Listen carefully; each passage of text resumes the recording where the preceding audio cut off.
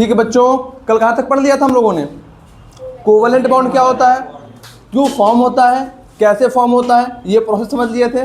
ठीक, और अगली चीज आप लोग को एक होमवर्क दिया था ना कि अगर आपके एग्जाम में 5 मार्क्स 3 मार्क्स के लिए क्वेश्चन आ जाता है कि define covalent bond how it is form, या फिर why carbon form covalent bond, कौन कौन किया है? किया तुम लोग?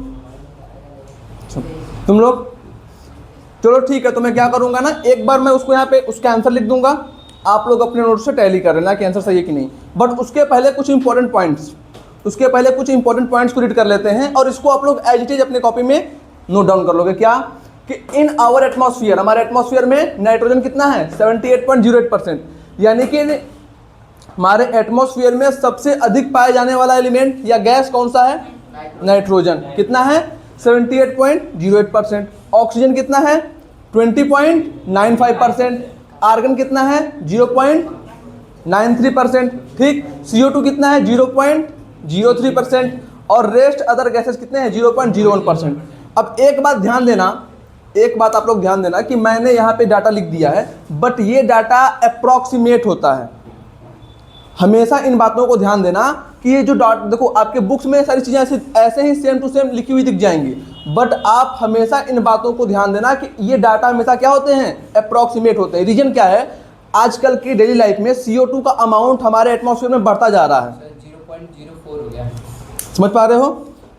अब ये यही बोला ना 0.04 हो गया, ये अमाउंट डेली टू डेली बढ़ता जा रहा है। इसी तरीके से सल्फेट का भी अमाउंट डेली टू डेली बढ़ता जा रहा है। रीजन क्या है? पॉल्यूशन, फैक्ट्री, इंडस्ट्रियलाइजेशन अधिक हो रहा है, इस वजह से ये सभी चीज़ वैरी करती चली जा रही हैं। कोई दिक्कत? तो आप एक बात और ध्यान देना कि कभी ऐसा नहीं होगा कि जो डाटा मैंने लिख दिया ये हमेशा कांस्टेंट होने वाला है। कभी हो सकता है कि कहीं पे नाइट्रोजन का प्लेस टू प्लेस भी वैरी करता है बेटा। जैसे यहाँ पे अगर आप लोग देख रहे हो, यहाँ की जो सनलाइट है, यहाँ की अगर जो सनलाइट को आप लोग देख रहे हो और पहाड़ों पे चले जाओगे, वहाँ के सनलाइट को जब आप लोग इमेजिन करोगे, उसके बारे में स्टडी करोगे, तो पता चलेगा कि पहाड़ों पे जो सनलाइट है वहाँ पे यूवी रेज का एक्सपोजर अधिक है, और इधर जो सनलाइट है यहाँ पे यूवी रेज का एक्सपोजर कम है। समझ पा रहे बात को? सिमिलरली ये गैसेस ऐसा भी हो सकता है कि किसी जगह पे नाइट्रोजन का अमाउंट अधिक हो, किसी जगह पे ऑक्सीजन का अमाउंट अधिक हो, लेकिन हम लोग ये जो टर्म लिखते हैं वो इन जनरल टर्म लिखते हैं। ठीक है, एक जनरलाइजेशन करते हैं, बहुत जगह के डाटा को इकट्ठा करेंगे, उसको जनरलाइज करेंगे और फिर यहाँ पे लिखते हैं, वो एक एवरेज बात होती है। ठीक है, तो अभी NCERT में हो गया 0.04,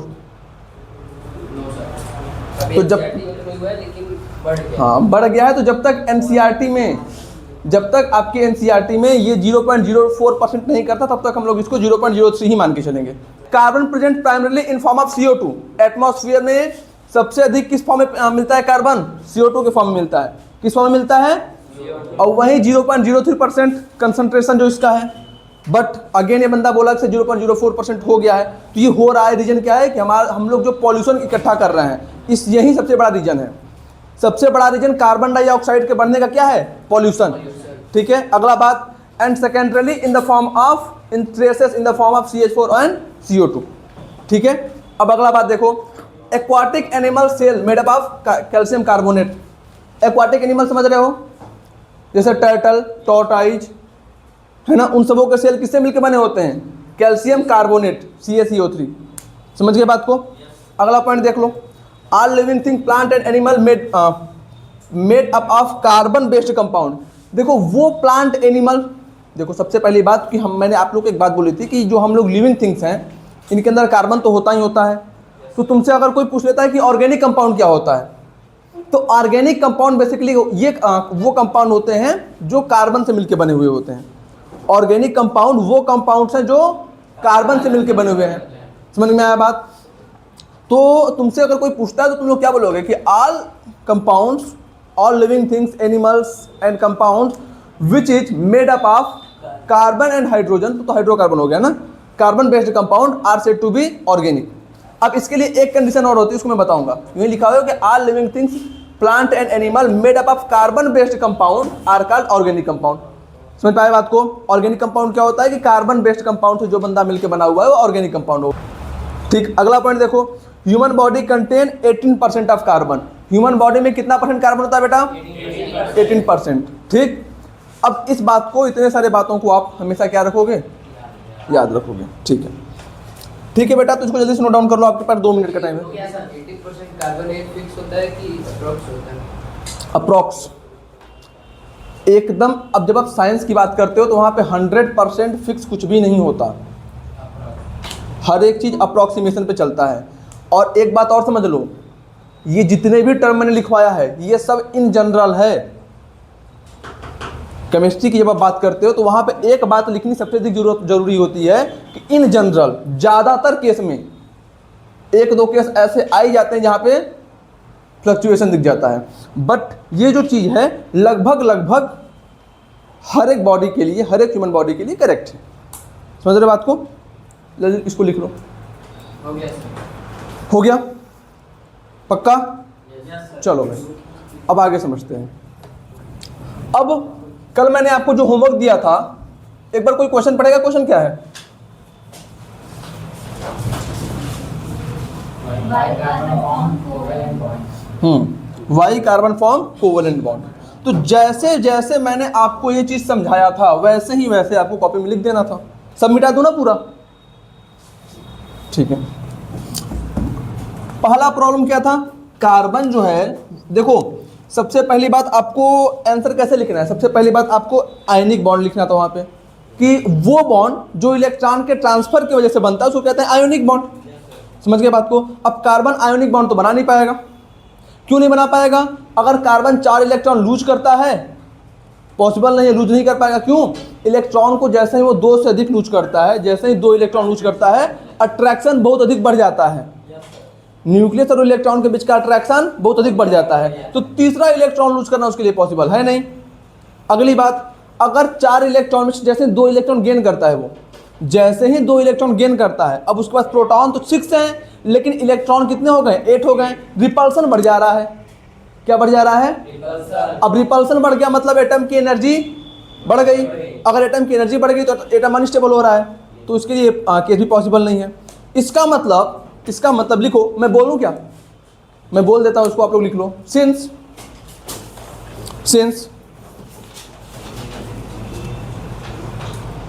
carbon can not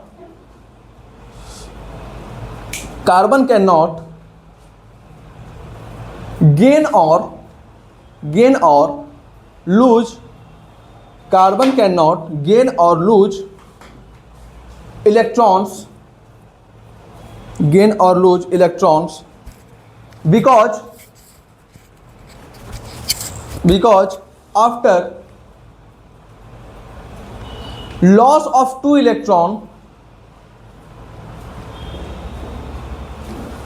from the outermost shell of carbon atom,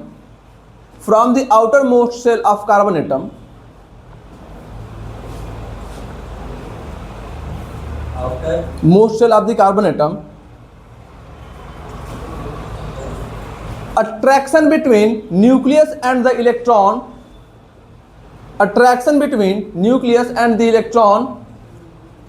increases,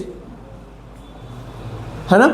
increases, nucleus and electron increases, ठीक है? Hence carbon can not lose 1 more extra electron, है ना? यानी कि 2 इलेक्ट्रॉन को जैसे ही लूज किया अट्रैक्शन बढ़ गया। अब अट्रैक्शन बढ़ने के बाद कार्बन 1 इलेक्ट्रॉन और अधिक लूज नहीं कर सकता। समझ पाए बात को? समझ गए बात को आप लोग? अगले केस पे आते हैं। ऑन गेनिंग 2 इलेक्ट्रॉन और एडिशन ऑफ 2 इलेक्ट्रॉन, किसी का छूटा तो नहीं ना? और addition of 2 electron in the outermost shell of carbon,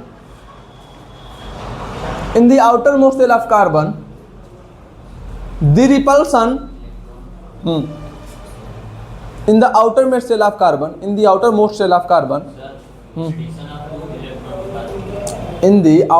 shell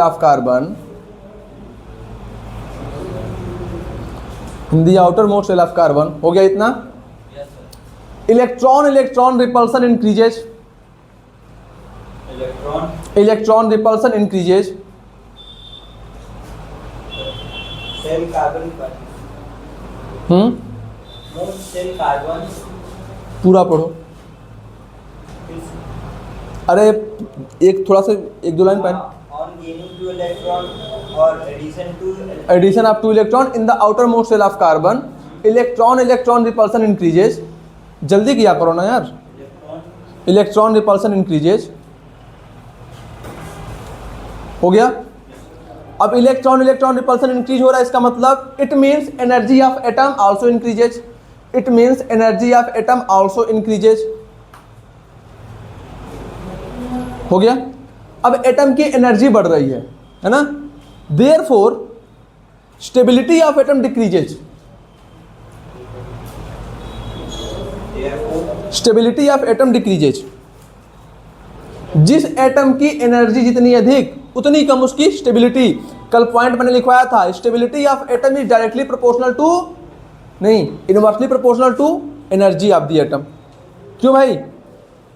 कल ये पॉइंट लिखवाया था ना, इस पॉइंट पे हमेशा स्टिक रहना, ठीक है? हो गया। रिपल्सन इंक्रीजेज हो गया, stability decreases. Hence carbon can not so transfer of electron. अब ट्रांसफर मतलब क्या? न तो गेन कर पाएगा ना तो लूज कर पाएगा। ट्रांसफर का मतलब यही हुआ ना? क्यों?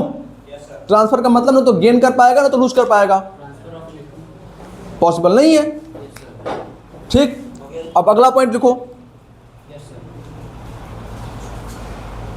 Therefore, to achieve the novel gas configuration,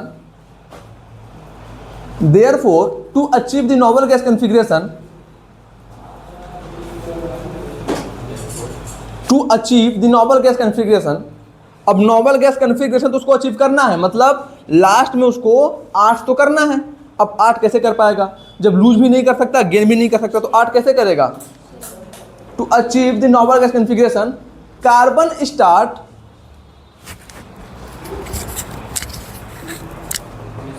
sharing of its valence shell electron. Valence shell मतलब आउटर मोस्ट सेल, है ना? Carbon start sharing of its valence shell electron. Carbon क्या करेगा? अपने वैलेंस सेल इलेक्ट्रॉन को शेयर करेगा। कोई दिक्कत? And we know that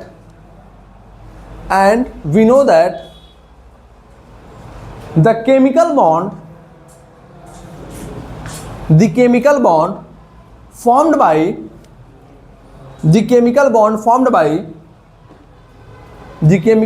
formed by sharing of electrons, हो गया? the chemical bond formed by sharing of electrons, हो गया? the chemical bond formed by sharing of electron is known as covalent bond, is known as covalent bond।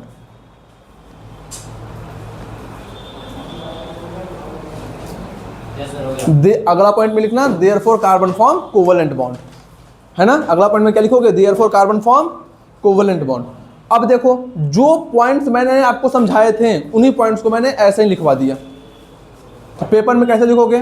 कल जैसे मैंने explain किया था कि लूज करने पे दिक्कत आ रही थी, अट्रैक्शन बढ़ रहा है, पहले वो डायग्राम बना दोगे उस तरह से पहले डायग्राम बना दोगे, फिर स्टेटमेंट लिख दोगे। 5 मार्क्स का आएगा, आया अगर 5 मार्क्स में आ गया ये क्वेश्चन तो 5 में 5 पूरे आपको मिल जाएंगे। समझ गए बात? आगे चलें। अच्छा, अब एक पॉइंट ध्यान देना कि सुनो बात को, मेटल क्या करता है? ध्यान से सुनो। मेटालिक बॉन्ड आपके सिलेबस में नहीं है, मैं उसमें नहीं जा रहा हूँ अभी। पहले बताओ मेटल क्या करता है? इलेक्ट्रॉन को लूज, बोलो सब लोग बोलो। क्या करता है मेटल? अच्छा, नॉन मेटल क्या करता है? इलेक्ट्रॉन को गेन करता है।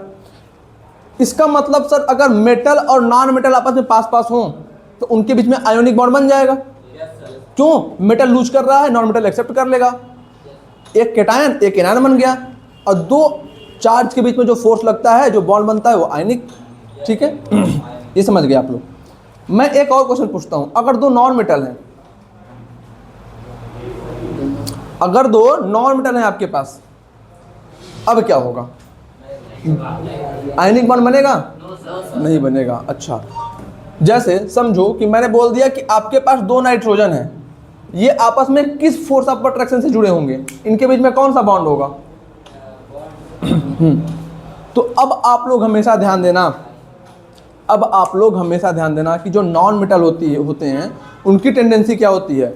उनकी टेंडेंसी हमेशा इलेक्ट्रॉन को गेन करने की होती है, पूरी तरह से वो लूज नहीं करना चाहते हैं। तो 2 नॉन मेटल ज़्यादातर केस में आपस में कोवलेंट बॉन्ड ही फॉर्म करते हैं, क्योंकि कोई नहीं देना चाहेगा, वहाँ से छीनना पड़ता है। मेटल तो चुपचाप दे देना चाहता है, मेटल चुपचाप अपने से इलेक्ट्रॉन निकाल देना चाहता है, लेकिन नॉन मेटल ये काम नहीं करते हैं, ये काम नहीं करते हैं। सपोज कर लो मैंने एक ले लिया हाइड्रोजन, एक ले लिया फ्लोरीन, ठीक है? तो ये हाइड्रोजन भी क्या है? Non metal. ये फ्लोरीन भी क्या है बेटा? Non metal. क्या है? Non metal. तो क्या दोनों में से कोई बंदा इलेक्ट्रॉन को लूज करना चाहेगा? नहीं करना चाहेगा। तो बीच का रास्ता क्या हो गया? बीच का रास्ता क्या होगा? अब बताओ, तुमको मैंने क्या ये बात नहीं बताया था? फ्लोरीन, क्लोरीन, ब्रोमीन, आयोडीन, ये सब 17th ग्रुप के एलिमेंट है। इसका मतलब इन सब के लास्ट सेल में 7 इलेक्ट्रॉन्स। इन सब के लास्ट सेल में कितने इलेक्ट्रॉन्स? 7 इलेक्ट्रॉन। बना लो 7, 2, 2, 4, 2, 6, 1, 7। ये लास्ट सेल के इलेक्ट्रॉन को रिप्रेजेंट करने का तरीका है। मैंने डॉट लगाया है, कई लोग क्रॉस लगा देते हैं, ऐसे कई लोग कर देते हैं, एक ही बात है ना? मैं डॉट लगा देता हूँ, कोई दिक्कत? ठीक। हाइड्रोजन के लास्ट सेल में कितने इलेक्ट्रॉन? 1। तो बीच का रास्ता क्या है? हाइड्रोजन क्या बोलेगा कि भाई शेयर कर लेते हैं यार। हाइड्रोजन क्या बोलेगा फ्लोरीन से कि शेयर कर लो। अब जैसे ही हाइड्रोजन फ्लोरीन से अपना एक इलेक्ट्रॉन शेयर किया, हाइड्रोजन के लास्ट सेल में 2, 1, 1, 2। समझ गए बात को? अब फ्लोरीन के लास्ट सेल में 8 का 2, 2, 4, 2, 6। समझ गए बात? पक्का? अब एक केस याद रखना, यानी कि हाइड्रोजन और फ्लोरीन के बीच में बॉन्ड तो बन गया, इनके बीच में ये बॉन्ड तो बन गया। अब बॉन्ड बनने के बाद इलेक्ट्रॉन कहाँ पे आ जाएगा? बीच में, है ना? अब एक चीज़ और रिलेट करो, यहाँ पे 2 तगड़े बंदे हैं। एक ये हो गया, क्या नाम है आपका? आशीष। और एक हर्ष हो गया, हमारे हर्ष पांडे जी हैं। ये दोनों शांत, ये दोनों कहाँ चले गए? किसी रेस्टोरेंट में चले गए अच्छे से। सुनो, किसी अच्छे से रेस्टोरेंट में चले गए ये दोनों। अब वहाँ पे क्या ऑर्डर किया इन दोनों ने? शाही पनीर और बटर नान। पैसे दोनों ने बराबर बराबर लगाए हैं, जितना पैसा इन्होंने कंट्रीब्यूट किया उतना ही इन्होंने भी कंट्रीब्यूट किया। तो होना क्या चाहिए था कि जो शाही पनीर और बटर नान आया वो होना चाहिए था बीच में, बराबर बराबर दोनों का हक होना चाहिए था। लेकिन इन दोनों में क्या हुआ कि मैं अधिक खाऊंगा। दोनों ने कढ़ाई को एक दूसरे एंड से पकड़ दिया। ये कढ़ाई है मान लो आपका, है ना, जो आपका पतीला आपको ला के दे दिया गया, इस तरफ से हमारे हर्ष भैया ने पकड़ लिया, इस तरफ से आशीष ने।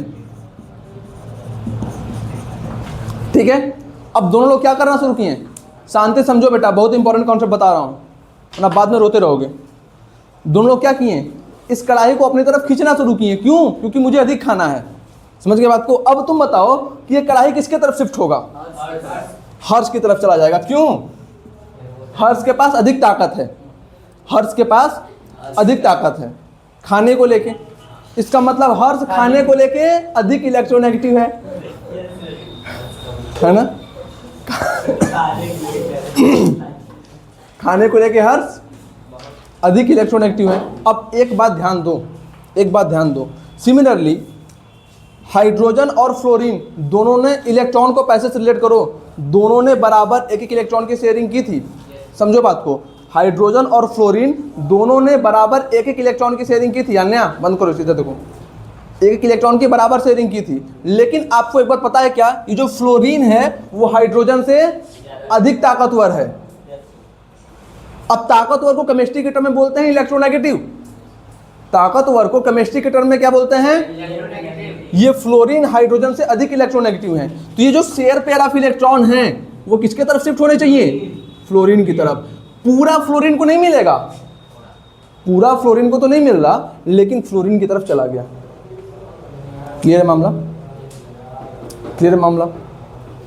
पूरा फ्लोरीन को नहीं मिला इलेक्ट्रॉन, क्योंकि ऑब्वियसली अब हर्ष और दोनों जब छीना झपटी कर रहे हैं तो मानता हूं हर्ष अधिक खा लेगा, लेकिन इसका मतलब ये तो नहीं ना कि आशीष खाएगा ही नहीं, केस कर देगा हर्ष पे, ऐसा हुआ तो खा तो लेगा ना, कुछ तो निकाल लेगा।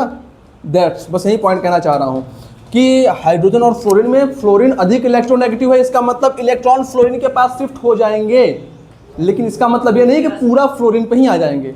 अब क्योंकि फ्लोरीन के पास शिफ्ट हो रहे हैं इलेक्ट्रॉन किसके पास चले गए हैं? फ्लोरीन के पास। तो फ्लोरीन पे कितना आ जाएगा? Delta negative. डेल्टा मतलब कुछ नेगेटिव चार्ज आ जाएगा, डेल्टा मतलब कुछ, कंप्लीट नेगेटिव नहीं आएगा।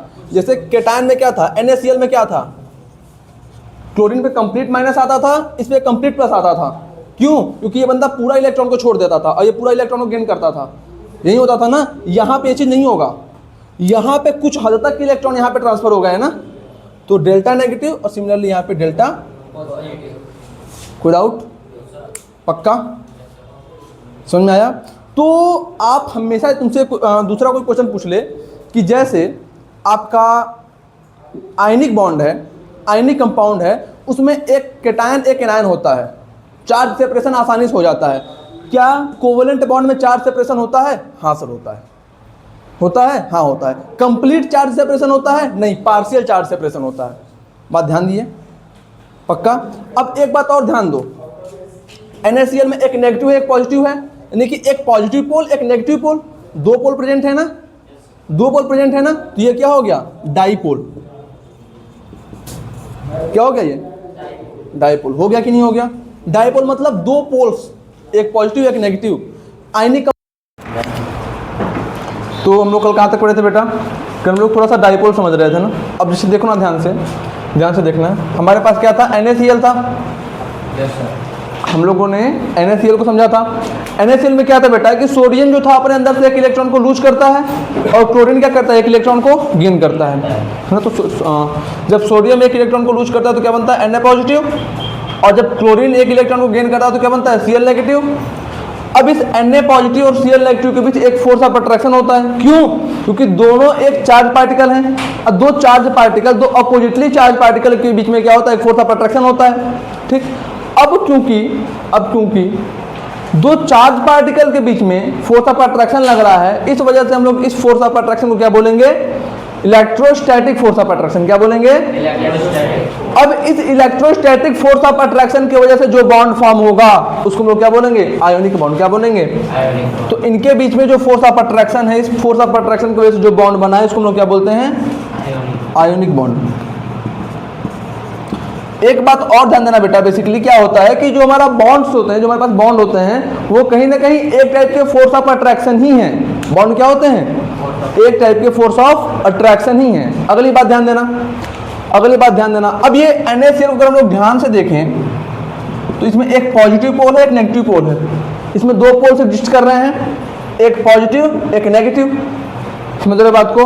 तो क्योंकि इसमें दो पोल्स की एग्जिस्टेंस है, इस वजह से हम लोग इसको क्या बोलेंगे? ये एक डाइपोल सिस्टम है। क्या है?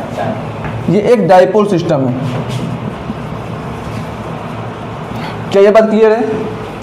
क्या ये बात आप सभी को क्लियर है? अब आओ, यानी कि आप लोग एक बात तो समझ गए कि अगर कंपाउंड आयोनिक है, अगर कंपाउंड क्या है बेटा?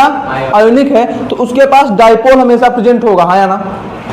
आयनिक कंपाउंड है तो उसके पास हमेशा डाइपोल प्रेजेंट होगा। यस और नो? पक्का? अब देखो अगली बात, अगर सर कंपाउंड कोवेलेंट हो जाए, याद करो मैंने कल HF का एग्जांपल लिया था। हाइड्रोजन भी नॉन मेटल, फ्लोरीन भी नॉन मेटल, और नॉन मेटल जनरली क्या प्रेफर करते हैं? Sharing of electron. Non metal ज्यादातर केस में क्या प्रेफर करते हैं? जब दो नॉन मेटल आपस में बॉन्ड बनाते हैं तो ज्यादातर केस में शेयरिंग ऑफ इलेक्ट्रॉन प्रेफर करते हैं। ठीक है, कोई समस्या?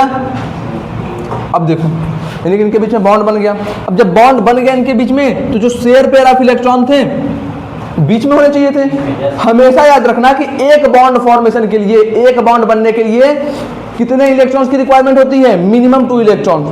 एक बॉन्ड फॉर्मेशन के लिए मिनिमम, कोई डाउट?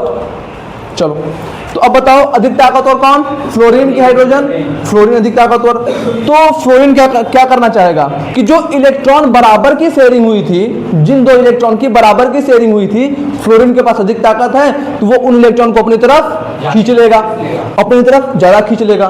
तो इस तरह से इलेक्ट्रॉन फ्लोरीन की तरफ शिफ्ट होते चले जाएंगे। क्या ये बात क्लियर है बेटा?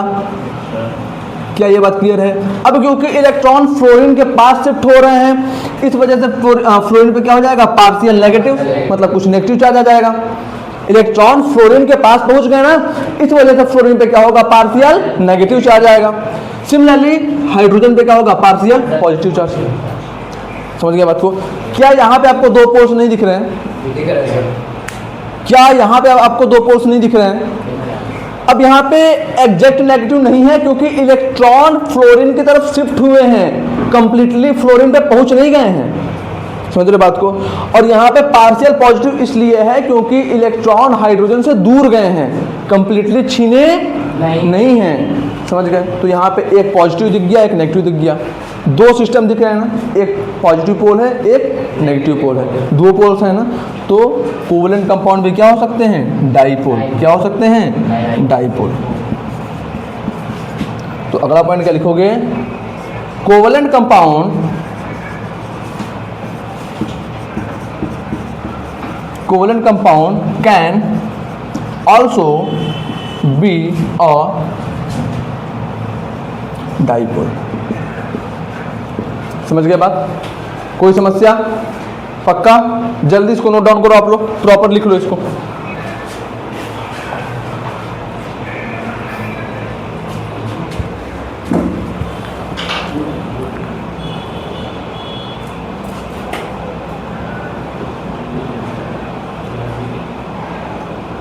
हो गया? Yes sir. अब अगली बात ध्यान देना, कोवेलेंट कंपाउंड यानी कि कोवेलेंट बॉन्ड ज़्यादातर दो नॉन मेटल के बीच में बनते हैं, बट इसका मतलब ये बिल्कुल नहीं है कि कोवेलेंट बॉन्ड हमेशा नॉन मेटल के ही बीच में बने। कई बार मेटल और नॉन मेटल भी कोवेलेंट बॉन्ड बनाते हैं, क्लास 11th में अच्छे से पढ़ना। कई बार क्या होता है कि मेटल और नॉन मेटल भी आपस में कोवेलेंट बॉन्ड बनाते हैं। उसमें से लिथियम एक बहुत अच्छा एग्जाम्पल है। लिथियम जो है क्या है? मेटल है। लिथियम तो मेटल है, आपके बैटरी वगैरह में भी यूज होता है वो, बट वो भी कई जगह पे कोवेलेंट बॉन्ड बनाता है। कोई डाउट? चलो आगे चले। अब हेडिंग डालो कॉन्सेप्ट ऑफ कोवेलेंस। मिटा दो इसको मिटा दो बच्चों। हेडिंग डालो कॉन्सेप्ट ऑफ कोवेलेंसी।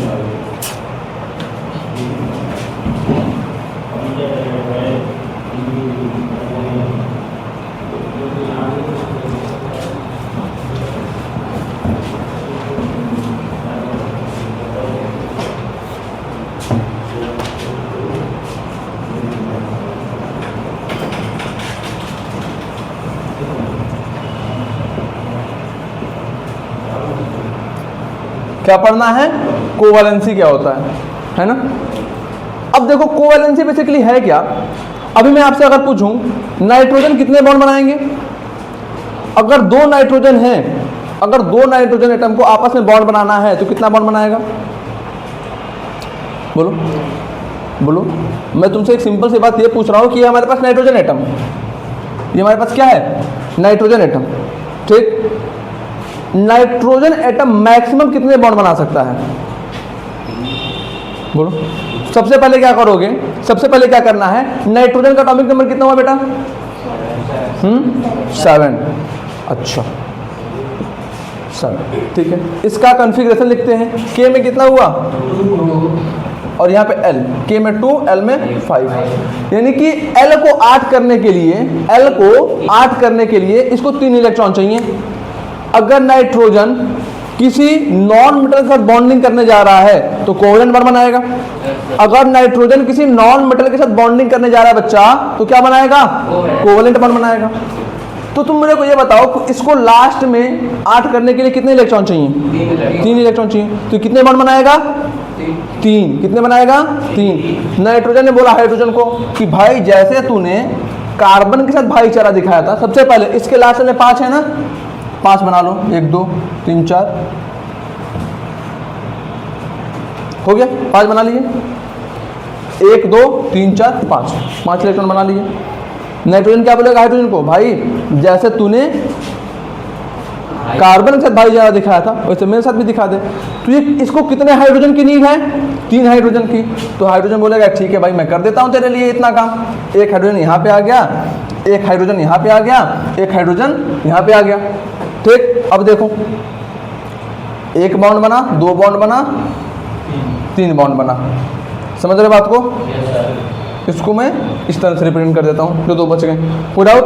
अब देखो हाइड्रोजन के लास्ट सेल में 2 है कि नहीं? 1 2। यहाँ पे बताओ इसके लास्ट सेल में 2 है कि नहीं? यहाँ पे इस हाइड्रोजन के लास्ट सेल में 2 है कि नहीं? है ना? अब आओ नाइट्रोजन पे आते हैं। नाइट्रोजन के लास्ट सेल में 2 2 4 2 6 2 8 हो गए कि नहीं? हो गए कि नहीं? यानी कि नाइट्रोजन अपने नोबल गैस कॉन्फ़िगरेशन को अचीव करने के लिए 3 कोवलेंट बॉन्ड बना रहा है। कितने कोवलेंट बॉन्ड बना रहा है? 3। तो कोई भी नॉन मेटल अपने नोबल गैस कॉन्फ़िगरेशन यानी कि लास्ट सेल में 8 ऑक्टेट अपने नोबल गैस कॉन्फ़िगरेशन को अचीव करने के लिए कितने बॉन्ड बना रहा है, वही क्या होगी उस नॉन मेटल की? कोवैलेंसी। क्या होगी? कोवैलेंसी। ठीक, तो उसी पॉइंट को मैं लिखता हूं। सिमिलरली पहले इसको छोड़ो, यानी कि नाइट्रोजन कितनी होगी कोवैलेंसी? 3। चलो ऑक्सीजन पे आते हैं। किस पे आते हैं अब? ऑक्सीजन पे आते हैं। ठीक, ऑक्सीजन का एटॉमिक नंबर 8।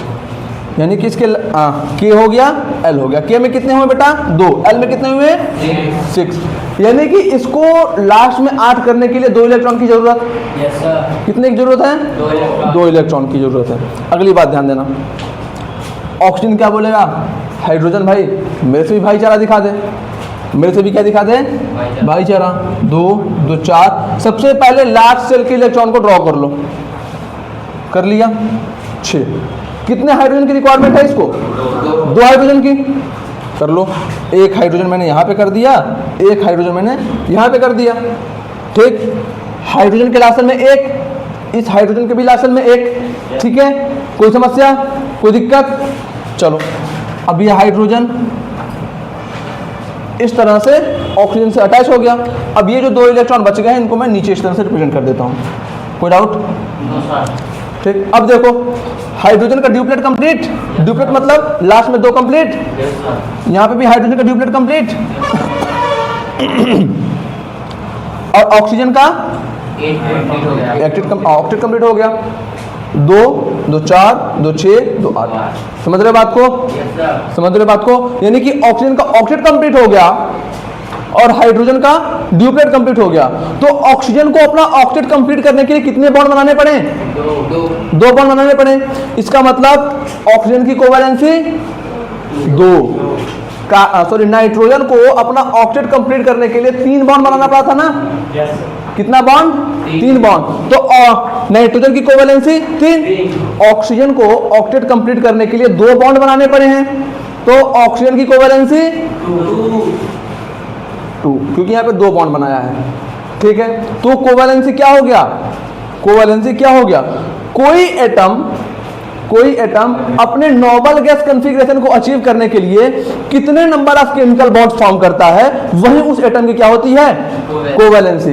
क्या कोवैलेंसी का कॉन्सेप्ट क्लियर हुआ? बिल्कुल। मान लो फ्लोरीन है, मान लो फ्लोरीन है ना? फ्लोरीन के लास्ट सेल में कितने इलेक्ट्रॉन? बोलो, कर लो इलेक्ट्रॉनिक कॉन्फ़िगरेशन, बताओ इसका क्या एटॉमिक नंबर कितना है? 9। ओके, चलो, यानी कि के में कितना हुआ? के में 2, एल में 7। कितना चाहिए इसको? 1 इलेक्ट्रॉन चाहिए। तो 1 इलेक्ट्रॉन पाने के लिए कितने हाइड्रोजन से रिक्वायरमेंट है? 1 हाइड्रोजन की रिक्वायरमेंट है। चलो यहाँ पे कर लिया HF, ये हो गया F। सबसे पहले 2 2 4 2 6 और 1 7। इसको कितने हाइड्रोजन चाहिए? 1 हाइड्रोजन आ गया। हाइड्रोजन के लास्ट में 1 इलेक्ट्रॉन होता है, कर दिया रिप्रेजेंट। ये जो बेटा डॉट बना रहा है वो इलेक्ट्रॉन्स हैं, वो लास्ट सेल के इलेक्ट्रॉन को डॉट से रिप्रेजेंट कर रहा हूं। मैं फिर से रिपीट करता हूं, मैं लास्ट सेल के इलेक्ट्रॉन को डॉट से रिप्रेजेंट कर रहा हूं। किससे रिप्रेजेंट कर रहा हूं? डॉट से। अब जैसे ही ये दोनों इलेक्ट्रॉन आपस में क्या बना लिए? बॉन्ड। क्या बना लिए? बॉन्ड, भाईचारा। वैसे ही हाइड्रोजन का ड्यूप्लेट कंप्लीट और फ्लोरीन का ऑक्टेट कंप्लीट। दोनों खुश, जय माता की, दोनों खुश हो गए ना? अब अगली बात ध्यान से देखो, कि फ्लोरीन को यहाँ पे अपना ऑक्टेट कंप्लीट करने के लिए कितने बॉन्ड बनाने पड़े? 1 बनाने पड़े ना। तो फ्लोरीन की कोवैलेंसी यहाँ पे 1 बॉन्ड है, यानी कि फ्लोरीन की कोवैलेंसी कितनी हो जाएगी? 1। ठीक, तो कोवैलेंसी का कॉन्सेप्ट बिल्कुल क्लियर है आपको? अच्छे से समझ में आया? पक्की बात। तो कोवैलेंसी है क्या? The total number of chemical bond, लिखो, सुनो पहले इसको ड्रॉ करो फिर बोलता हूं तब लिखो। पहले इसको ड्रॉ करो।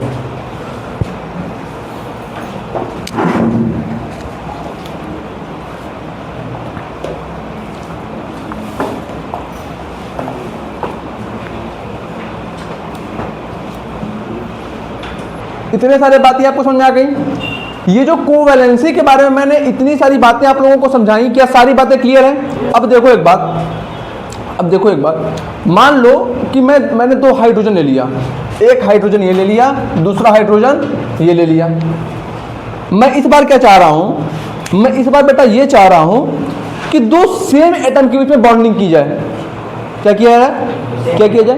2 सेम एटम के बीच में बॉन्डिंग किया जाए। तो तुमको पता है कि सर हाइड्रोजन के लास्ट शेल में, यानी कि हाइड्रोजन के k शेल में होते हैं 1 इलेक्ट्रॉन, k में कितने हैं? 1 इलेक्ट्रॉन। तो हाइड्रोजन को बस इतना करना है कि अपने k शेल में 2 कर देना है। हाइड्रोजन को अपने k शेल में बस 2 इलेक्ट्रॉन कर देना है। क्लियर बात? क्या कर सकते हैं 2 करने के लिए? सबसे पहले एक को बना लो और एक को बना लो। तो हाइड्रोजन क्या बोलेंगे? दोनों हाइड्रोजन क्या बोलेंगे कि भाई दूसरों के काम बहुत आ लिया, चल आपस में दोस्ती कर लेते हैं। तो 2 हाइड्रोजन आपस में खुद के साथ बॉन्ड बना लेंगे, आपस में खुद के साथ बॉन्ड बना लेंगे। अब मेरे को ये बताओ कि अपने, देखो इस हाइड्रोजन का ड्यूप्लेट कंप्लीट, इस हाइड्रोजन का भी ड्यूप्लेट कंप्लीट हो गया ना। यानी कि अपने लास्ट शेल में 2 इलेक्ट्रॉन को कंप्लीट करने के, ड्यूप्लेट मतलब क्या? ड्यूप्लेट मतलब लास्ट शेल में 2 इलेक्ट्रॉन कंप्लीट करना। तो अपने लास्ट शेल में 2 इलेक्ट्रॉन कंप्लीट करने के लिए हाइड्रोजन ने कितने बॉन्ड बनाए? 1 बॉन्ड। तो हाइड्रोजन की कोवैलेंसी 1। समझ गए बात? अगला केस देखो, मैंने ले लिया 2 ऑक्सीजन। मैंने क्या ले लिया? 2 ऑक्सीजन। अब बताओ ऑक्सीजन के लास्ट शेल में कितने इलेक्ट्रॉन थे? 6 थे। ऑक्सीजन के लास्ट शेल में 6 इलेक्ट्रॉन्स थे। सबसे पहले रिप्रेजेंट कर दो, 2 2 4 2 6, 2 2 4 2 6 कर दिया रिप्रेजेंट। अब मेरे को एक बात बताओ कि ऑक्सीजन को अपने लास्ट शेल में 8 इलेक्ट्रॉन करने के लिए कितने बॉन्ड बनाने की रिक्वायरमेंट थी? 2 बॉन्ड्स की रिक्वायरमेंट थी ना। तो ऑक्सीजन क्या बोलेगा कि देख यार मेरे को कहीं हाइड्रोजन तो नहीं दिख रहा, आसपास दूर दूर तक मेरे को यहां पे हाइड्रोजन नहीं दिख रहा। अब मैं स्टेबल कैसे हूं? उसके लिए तो प्रॉब्लम हो गई कि अब मैं कैसे स्टेबल हो पाऊं। तो ऑक्सीजन क्या बोलेगा? एक काम करते हैं, जैसे 2 हाइड्रोजन खुद के साथ जुड़ जाते हैं, हम लोग जुड़ने का ट्राई करते हैं 2 बॉन्ड बना के, तो ये दोनों क्या कर लेंगे?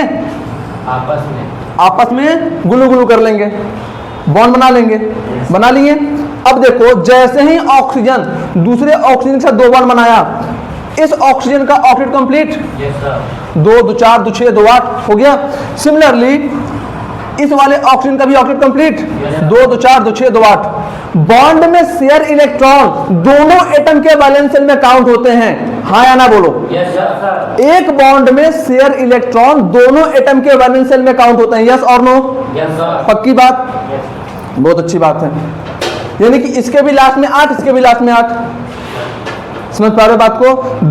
अब इसको एक और तरीके से देखो, कि जो हाइड्रोजन है वो लास्ट में 8 करने के लिए खुद के साथ 1 बॉन्ड बनाया। ऑक्सीजन जो है वो लास्ट में 8 कंप्लीट करने के लिए खुद के साथ 2 बॉन्ड बनाया। पक्की बात? अब आओ, यानी कि इसकी कोवैलेंसी 2। आओ लास्ट में रिलेट कराऊंगा, एकदम ध्यान से सुनते रहो। नाइट्रोजन, इसके वैलेंस शेल में कितने इलेक्ट्रॉन? 5। इसके वैलेंस शेल में 5 इलेक्ट्रॉन। अभी किया था हम लोगों ने, बोलो यार। चलो कर दो 5। ये कर दिया 1 2 3 1 2 3 4 5 कर दिया, ठीक है। सिमिलरली दूसरा नाइट्रोजन हो गया यहाँ पे 1 2 3 4 5 हो गया। अब नाइट्रोजन क्या चाहेगा कि उसके लास्ट में 8 हो, अब अपने लास्ट शेल में 8 करने के लिए 3 बॉन्ड की रिक्वायरमेंट है। नाइट्रोजन को भी हाइड्रोजन नहीं दिख रहा, नाइट्रोजन को भी हाइड्रोजन नहीं दिख रहा, नाइट्रोजन भी थक गया, बोलता है भाई आजा। दूसरों के भरोसे रहना ठीक नहीं है, खुद के भरोसे रहते हैं। 2 नाइट्रोजन आएंगे, आपस में बॉन्ड बनाएंगे, कितने बनाएंगे? 3 बॉन्ड। जैसे ही 2 नाइट्रोजन आपस में 3 बॉन्ड बना लिए, इस नाइट्रोजन के लास्ट शेल में 1 2 3 4 5 6 7 8, इस नाइट्रोजन के लास्ट शेल में, ठीक है, कोई समस्या? पक्की बात। यानी कि अगर नाइट्रोजन के पास से ऑप्शन हटा दिया जाए किसी दूसरे एलिमेंट का, तो नाइट्रोजन खुद के साथ कितने बॉन्ड बना रहा है? 3 बॉन्ड। क्यों? ताकि ऑक्टेट कंप्लीट हो जाए। समझ पा रहे बात? पक्का? कोई समस्या, कोई तकलीफ? यानी कि नाइट्रोजन की कोवैलेंसी 3। बहुत अच्छी बात है। अब आओ कार्बन पे चलते हैं, कार्बन पे चलते हैं। ठीक ठीक, ये हो गया कार्बन। इसके लास्ट में कितने इलेक्ट्रॉन? 1 2 3 4 इलेक्ट्रॉन। सिमिलरली कार्बन को भी अगर हाइड्रोजन नहीं दिखा, कार्बन को भी अगर हाइड्रोजन नहीं दिखा, तो कार्बन क्या करेगा?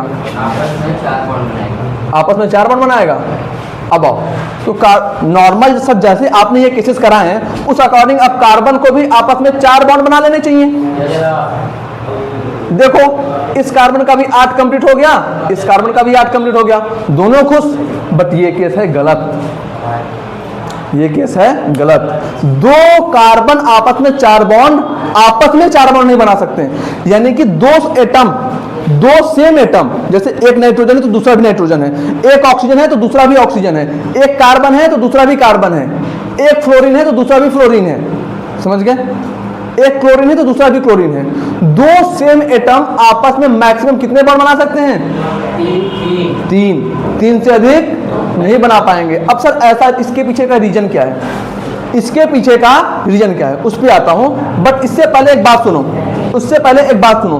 मैं आपको एक बात बोलता था ना कि हाइड्रोजन हमेशा H2 के फॉर्म में एग्जिस्ट करता है। हाइड्रोजन हमेशा H2 के फॉर्म में एग्जिस्ट करेगा, ऑक्सीजन हमेशा O2 के फॉर्म में एग्जिस्ट करेगा, नाइट्रोजन हमेशा N2 के फॉर्म में एग्जिस्ट करेगा। तुम लोग पूछते थे सर क्यों? मैं बोल रहा था कार्बन एंड इट्स कंपाउंड में पढ़ाऊंगा। समझ में आ रहा है क्यों? क्यों? क्योंकि अगर हाइड्रोजन सिंगल फॉर्म में रहेगा, यानी कि उसके के में 1 इलेक्ट्रॉन, मतलब वो भयंकर अनस्टेबल है। वो क्या है? अनस्टेबल है। तो अपने, अब कोई अनस्टेबल तो रहना नहीं चाहेगा ना। अब सपोज करो मेरे को चोट लगी, मेरे को पेन हो रहा है, मतलब मैं क्या हूं? अभी अनस्टेबल हूं। तो मैं क्या, मेरे को कोई शौक लगा कि मैं इस पेन को झेलता रहूं, मैं क्या करूंगा? इसके लिए प्रॉपर ट्रीटमेंट लूंगा ताकि जल्दी से स्टेबल हो जाऊं। समझ पा रहे बात को? तो सिमिलरली ये हाइड्रोजन को कोई चुन लो तो मची नहीं है कि ये अनस्टेबल ही रहे हमेशा। इस वजह से हाइड्रोजन एटमॉस्फेयर में प्रेजेंट दूसरे हाइड्रोजन के साथ क्या कर लेता है? कोवेलेंट बॉन्ड बना लेता है। पक्की बात? कोई समस्या? अगला केस आओ। सिमिलरली ये ऑक्सीजन O2 के फॉर्म में क्यों मिलेगा? ऑक्सीजन हमेशा O2 के फॉर्म में क्यों मिलेगा? स्टेबल नहीं है। इसलिए क्योंकि सिंगल ऑक्सीजन स्टेबल नहीं है। वो भी अपने लास्ट शेल में 8 करना चाहेगा, वो भी अपने लास्ट शेल में 8 इलेक्ट्रॉन करना चाहेगा। इसलिए अगर इसको कोई नहीं मिलता तो दूसरे ऑक्सीजन के साथ ही बॉन्ड बना लेता है। समझ पा रहे बात को?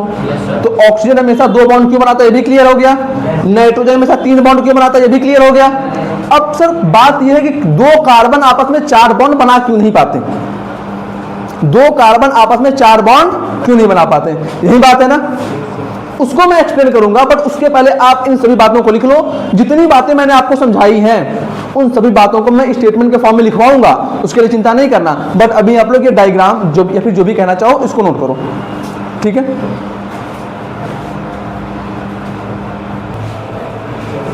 हो गया बेटा? अब देखो अगला पॉइंट ध्यान से समझना, आप लोग एकदम साइलेंटली बैठो और एकदम फोकस के साथ सुनो। मैंने क्या बताया आप लोगों को? मैंने आप लोगों को यह बताया कि जो हमारे पास नाइट्रोजन है वो मैक्सिमम 3 बॉन्ड बनाएगा, ऑक्सीजन 2 बॉन्ड बनाएगा। यानी कि नाइट्रोजन हमेशा N2 के फॉर्म में क्यों मिलता है ये समझ गए, ऑक्सीजन हमेशा O2 के फॉर्म में क्यों मिलता है ये भी समझ गए, हाइड्रोजन हमेशा H2 के फॉर्म में क्यों मिलता है ये भी समझ गए। सर कार्बन C4 के फॉर्म में क्यों नहीं मिलता? मतलब ठीक है C2 के फॉर्म में मिलता है, लेकिन C2 के फॉर्म में क्यों नहीं मिलता कार्बन? चलो पर उसको छोड़ो, सबसे पहले ये समझते हैं कि कार्बन 4 बॉन्ड बना क्यों नहीं पाता। कार्बन 4 बॉन्ड बना क्यों नहीं पाता। एक बात ध्यान देना कि अपने न्यूट्रल स्टेट में ज़्यादातर केस में कार्बन C2 के फॉर्म में नहीं मिलता, उसके साथ हाइड्रोजन अटैच होगा ही होगा। समझ रहे बात को? अब देखो सर, कार्बन 4 बॉन्ड खुद के साथ क्यों नहीं बना पाता? 2 कार्बन एटम आपस में 4 बॉन्ड क्यों नहीं बना पाते? अब आओ समझो। हाइड्रोजन के बीच में सिंगल बॉन्ड था, है ना। ऑक्सीजन के बीच में डबल बॉन्ड था, नाइट्रोजन के बीच में ट्रिपल बॉन्ड था। अब ध्यान दो, ध्यान दो, ये जो हाइड्रोजन है इसके एटम का भी कुछ साइज होगा इस तरह से। सिमिलरली जो ऑक्सीजन है इसके भी एटम का कुछ साइज होगा अपना, है ना। और ये जो नाइट्रोजन है इसके एटम का भी अपना कुछ साइज होगा।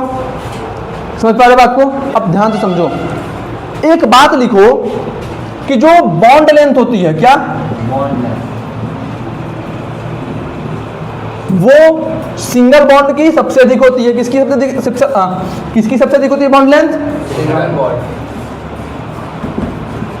सिंगल बॉन्ड की बॉन्ड लेंथ सबसे अधिक, फिर डबल, फिर ट्रिपल।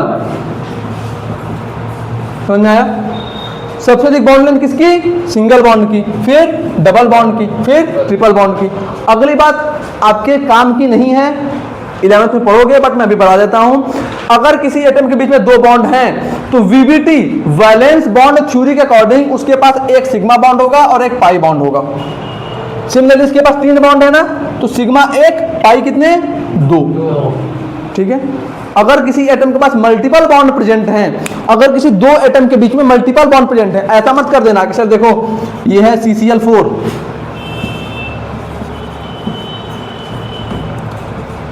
अरे यार, है ना, ऐसा मत कर देना कि सर देखो एक सिग्मा बाकी सब पाई, ऐसा नहीं करना। अगर 2 एटम के बीच में मल्टीपल बॉन्ड हैं, दो एटम के बीच में मल्टीपल बॉन्ड हैं, उस केस में एक तो सिग्मा बाकी दोनों पाई बॉन्ड। समझ गए बात? पक्का? कोई दिक्कत? चलो अब आओ समझो आगे की बातें, आगे की बातें समझो।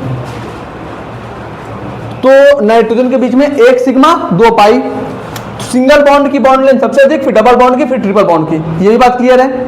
यहां पे कोई समस्या, कोई तकलीफ? अब समझना बेटा, समझना बेटा, बॉन्ड लेंथ का ऑर्डर ये हो गया। अब एक पॉइंट और लिखो कि जो हमारा बॉन्ड स्ट्रेंथ होता है, क्या सर बॉन्ड स्ट्रेंथ होता क्या है? कोई बॉन्ड कितना मजबूत है, कोई बॉन्ड कितना मजबूत है? जिसकी बॉन्ड स्ट्रेंथ अधिक वो बॉन्ड जल्दी टूटेगा नहीं, जिसकी बॉन्ड स्ट्रेंथ कम वो बॉन्ड जल्दी टूट जाएगा। हाँ या ना बोलो? बॉन्ड स्ट्रेंथ क्या है? बेसिकली 2 एटम्स के बीच का फोर्स ऑफ अट्रैक्शन। जिसका फोर्स ऑफ अट्रैक्शन अधिक है उनके बीच में स्ट्रॉन्ग बॉन्ड, जिसके बीच में फोर्स ऑफ अट्रैक्शन कम है उनका वीक बॉन्ड। तो बॉन्ड स्ट्रेंथ क्या है? एक टाइप का फोर्स ऑफ अट्रैक्शन है। तो बॉन्ड स्ट्रेंथ का ऑर्डर क्या होता है बेटा? कि बॉन्ड लेंथ जिसकी सबसे अधिक, बॉन्ड स्ट्रेंथ उसका सबसे कम। जो हमारा बॉन्ड स्ट्रेंथ है बेटा वो क्या है? Inversely proportional to bond length. समझ गए? बोलो यार। जो हमारे पास बॉन्ड स्ट्रेंथ का ऑर्डर होता है वो inversely proportional to bond length होता है। ठीक है, यानी कि जिसका बॉन्ड लेंथ ज्यादा उसका बॉन्ड स्ट्रेंथ कम, और जिसका बॉन्ड स्ट्रेंथ ज्यादा उसकी बॉन्ड लेंथ कम। समझ गए बात? पक्का? कोई समस्या? तो मुझे ये बताओ कि यहां पे बॉन्ड स्ट्रेंथ का ऑर्डर क्या हो जाएगा? बोलो सर। ट्रिपल का सबसे अधिक, फिर डबल, फिर सिंगल, यानी कि सबसे स्ट्रॉन्ग बॉन्ड ट्रिपल बॉन्ड, फिर डबल बॉन्ड, फिर ट्रिपल बॉन्ड। कोई दिक्कत? पक्का? चलो बहुत अच्छा है, कोई दिक्कत नहीं है। तो अगला बात देखो, अगला बात देखो। इतनी बातें क्लियर हो गई, इतनी बातें क्लियर हो गई। अब तुम अब मेरे को एक बात बताओ, यानी कि जो ट्रिपल बॉन्ड होगा उसकी साइज छोटे, ट्रिपल बॉन्ड सबसे छोटे साइज का है, क्योंकि ट्रिपल बॉन्ड सबसे अधिक स्ट्रॉन्ग है, इसका मतलब ट्रिपल बॉन्ड का जो लेंथ है सबसे छोटा, फिर डबल का थोड़ा अधिक, फिर सिंगल का और अधिक। क्लियर है मामला? क्लियर है मामला? अब देखो अगला केस, अगला केस, यानी कि ये 2 हाइड्रोजन एटम है, ये हाइड्रोजन एटम का साइज हो गया, ये हाइड्रोजन एटम्स हो गए, इनके बीच में ये बॉन्ड हो गया। समझ रहे बात को? ये ऑक्सीजन एटम है, ठीक, इनके बीच के बॉन्ड हो गए। ऊपर इरेज कर दूं? Yes sir. इसको इरेज कर देता हूं।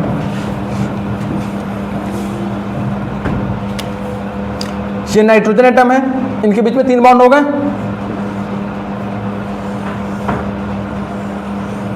बोलो ठीक है, कोई दिक्कत? इस तरह से अब तुम एक चीज देखते चले जाओ। अब तुम एक चीज को ध्यान से देखो कि इसकी बॉन्ड लेंथ सबसे अधिक, हाइड्रोजन के बीच की बॉन्ड लेंथ तीनों में सबसे अधिक। इसका मतलब हाइड्रोजन एटम आपस में ज्यादा दूर दूर रहेंगे, 2 एटम आपस में ज्यादा दूर दूर रहेंगे। समझ पा रहे बात को?